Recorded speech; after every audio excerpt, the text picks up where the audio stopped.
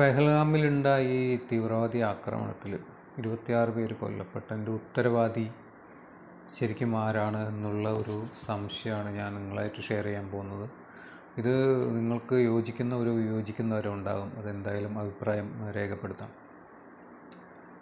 പാകിസ്ഥാനികളായിട്ടുള്ള 2 പേര് സംഘത്തിൽ ഉൾപ്പെട്ടിട്ടുണ്ട്, കാശ്മീരിലുള്ള ആളുകൾ ഉൾപ്പെട്ടിട്ടുണ്ട് എന്നൊക്കെ പറയുന്നുണ്ട് അല്ലേ. ഈ കാശ്മീരിൽ നിന്ന് ഈ തീവ്രവാദികളാവാൻ പോയ ആളുകളെ കണ്ടെത്താൻ കഴിയുമായിരുന്നില്ലേ എന്നുള്ളതാണ് എൻ്റെ ഒരു സംശയം. മുൻകാലങ്ങളിൽ ഉണ്ടായിട്ടുള്ള തീവ്രവാദി ആക്രമണങ്ങളൊക്കെ എടുത്താൽ തന്നെ നമുക്ക് കാശ്മീരിലുള്ള യുവാക്കളെ കൊണ്ടുപോയി തീവ്രവാദത്തിലേക്ക് കൊണ്ടുപോയി അവരെ തീവ്രവാദികളാക്കി മാറ്റി അവർ മുഖാന്തരം അവിടെ ആക്രമണങ്ങൾ നടത്തുന്ന ശൈലിയായിരുന്നു തീവ്രവാദ സംഘടനകൾക്കും അല്ലെങ്കിൽ പാകിസ്ഥാനും ഒക്കെ എന്ന് പറയുന്നത് നമുക്കറിയാവുന്ന കാര്യമില്ല. നമുക്ക് അറിഞ്ഞില്ലെങ്കിലും നമ്മുടെ പട്ടാളക്കാർക്കും ഇൻ്റലിജൻസിനും അവിടുത്തെ പോലീസിനും അല്ലെങ്കിൽ കേന്ദ്ര ഗവൺമെൻറ്റിനൊക്കെ അറിയാവുന്ന കാര്യങ്ങളല്ലേ. അപ്പോൾ ഈ 4 കൊല്ലമായിട്ട് ഒരു പയ്യൻ അവിടെ നിന്ന് കാണാതായിരിക്കുന്നു അല്ലെങ്കിൽ മിസ്സിങ് ആയിരിക്കുന്നു. അവൻ പഠിക്കാൻ എവിടെയോ പോയി, എവിടേക്കോ പോയിട്ട് പഠിക്കാനോ ജോലിക്കോ എങ്ങോട്ടോ പോയിക്കോട്ടെ. അവിടുത്തെ പ്രത്യേക സാഹചര്യം കണക്കിലെടുത്തിട്ട് അവിടെ നിന്നുള്ള യുവാക്കൾ ആരെങ്കിലും മിസ്സിങ് ഉണ്ടോ അല്ലെങ്കിൽ ആളുകൾ മിസ്സിങ് ആകുന്നുണ്ടോ, അവരെക്കുറിച്ച് അവർ പുറത്തു പോയ ആളുകളെ ഫോളോ ചെയ്യാനോ അല്ലെങ്കിൽ അവർ വീടുമായിട്ട് കമ്മ്യൂണിക്കേഷൻ ഉണ്ടോ എന്നുള്ളത് നോക്കാനോ ഇതിനുള്ള സംവിധാനങ്ങളൊന്നും ഉണ്ടായിരുന്നില്ലേ എന്നുള്ളതാണ് എൻ്റെ സംശയം. അവിടെ ഈ ഇൻ്റലിജൻസ് കാര്യങ്ങളൊക്കെ പിന്നെ എന്ത് വർക്കാണ് അവിടെ ചെയ്തുകൊണ്ടിരിക്കുന്നത്? ഈ 26 പേരെ വന്ന് വെടിവെച്ച് കൊന്നിട്ട് അവർ കടന്നു കളഞ്ഞിരിക്കുന്നു. അപ്പോൾ ഇൻ്റലിജൻസ് അവിടെ പോയി.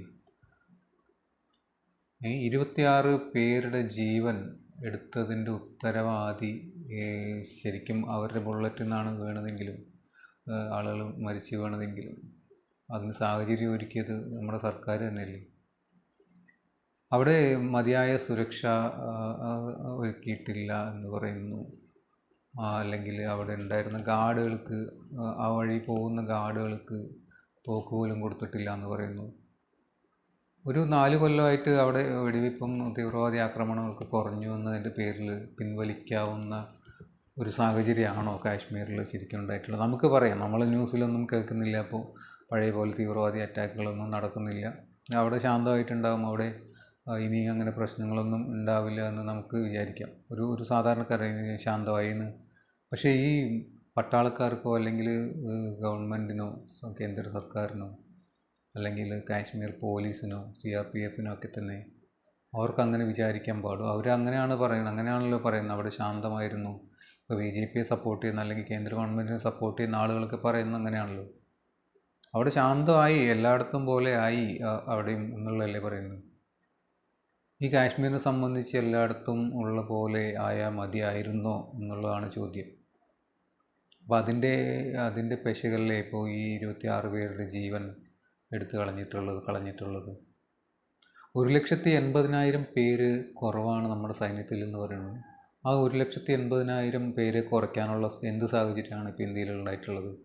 നമ്മുടെ ശത്രു രാജ്യങ്ങളൊക്കെ നാമാവശേഷമായോ അല്ലെങ്കിൽ വേറെ എന്തെങ്കിലും പ്രത്യേക സാഹചര്യങ്ങളുണ്ടായോ? നമ്മുടെ ശത്രുക്കളുടെ എണ്ണം അതേപടി തുടരുകയും അവരുടെയൊക്കെ പവർ, ചൈനയുടെയൊക്കെ പറഞ്ഞു കഴിഞ്ഞാൽ പവർ കൂടിക്കൊണ്ടിരിക്കുകയാണ്. അപ്പോൾ അതിനനുസരിച്ച് നമ്മൾ എണ്ണം കൂട്ടുകയാണോ ചെയ്യേണ്ടത്, കുറയ്ക്കുകയാണോ ചെയ്യേണ്ടത്? അപ്പോൾ ഈ 1,80,000 പട്ടാളക്കാരെ മാറ്റിയിട്ട് ഈ രാജ്യസുരക്ഷയെ തന്നെ ബലി കഴിപ്പിച്ചല്ലേ ഇപ്പോൾ ഈ 26 പേരുടെ മരണത്തിന് കൂടെ ഇടയാക്കിയ സാഹചര്യം ഒന്നും നമ്മൾ വിലയിരുത്തേണ്ടത്. ഇത് പട്ടാള മേധാവി തന്നെ പറയുകയാണ്, അയാൾ ആക്രോശിച്ചുകൊണ്ട് കേന്ദ്ര സർക്കാരിനെതിരെ, പട്ടാളത്തിനെതിരെ അയാൾ ദേഷ്യം പ്രകടിപ്പിക്കുന്നതൊക്കെ നമ്മൾ കണ്ടതാണല്ലേ. അപ്പോൾ ഇത്തരം ഒരു സാഹചര്യത്തിലേക്ക് ഈ കേന്ദ്ര ഗവൺമെൻറ് എന്ന് പറഞ്ഞാൽ നരേന്ദ്രമോദി ചീറിപ്പാഞ്ഞെത്തി അവിടെ നിന്ന് എവിടേക്കാണ് പോയത്? അയാളെ ഇലക്ഷൻ പ്രചരണത്തിന്. ഇതാണ് ഒരു ഉത്തരവാദിത്തപ്പെട്ട പ്രൈം മിനിസ്റ്ററിൻ്റെ കയ്യിൽ നമ്മൾ പ്രതീക്ഷിക്കുന്നത്. അങ്ങേര് യാത്ര വെട്ടിച്ചുരുക്കി, വിദേശത്ത് പോയി യാത്ര വെട്ടിച്ചുരുക്കി ഓടി വന്ന് വീണവരെ താങ്ങി പിടിക്കുമെന്ന് വിചാരിച്ച സമയത്ത് അദ്ദേഹം പോയത് ഇലക്ഷൻ പ്രചരണത്തിലേക്ക്. ഇനി കുറേ ഗീർവാണങ്ങൾ സാധാരണയുള്ള പോലെ. ഇനിയിപ്പോൾ എന്ത് ചെയ്തിട്ടും ഈ 26 പേരുടെ മരണം നമുക്ക് തിരിച്ചു കൊണ്ടുവരാൻ പറ്റില്ല, അവരുടെ ജീവൻ തിരിച്ചു കൊണ്ടുവരാൻ പറ്റില്ല. അപ്പോൾ ഇതിന് ഉത്തരവാദികളായവർ ആരാണോ, തോക്ക് ചൂണ്ടിയ ആളായാലും തോക്ക് ചൂണ്ടിയ സാഹചര്യം ഒരുക്കിയ ആൾക്കാരായാലും ശിക്ഷിക്കപ്പെടണം അവർ തീർച്ചയായും എന്നുള്ളതാണ് എൻ്റെ അഭിപ്രായം. അത് തീവ്രവാദികളായാലും അതിന് സാഹചര്യമൊരുക്കുക നമ്മുടെ സർക്കാരായാലും പട്ടാളക്കാരായാലും ആരായാലും.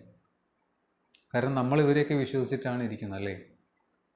ഇവരൊക്കെ സംരക്ഷണം തരും എന്നുള്ള വിശ്വാസത്തിൽ. അതിൽ പാളിച്ചകൾ എല്ലാം ചെയ്തിട്ട് അബദ്ധങ്ങൾ സംഭവിക്കാം, തീവ്രവാദികളെ അറ്റാക്ക് ചെയ്യാം, അത് വേറെ, അവർക്ക് ഏത് വഴിയും വരാം. പക്ഷെ നമ്മുടെ കയ്യിൽ നമ്മൾ പിഴവെച്ചിട്ട് നമ്മൾ എങ്ങനെയാണ് അവരെ 100% കുറ്റം പറയുക?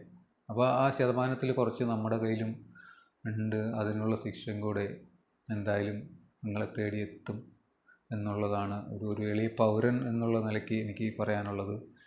ഈ അഭിപ്രായത്തോട് യോജിക്കുന്ന ആളുകളുണ്ടാകും, അത് ഞാൻ ആദ്യം പറഞ്ഞോളൂ, യോജിക്കുന്ന ആളുകളുണ്ടാകും. എന്തായാലും അഭിപ്രായം രേഖപ്പെടുത്തുക. നന്ദി, നമസ്കാരം.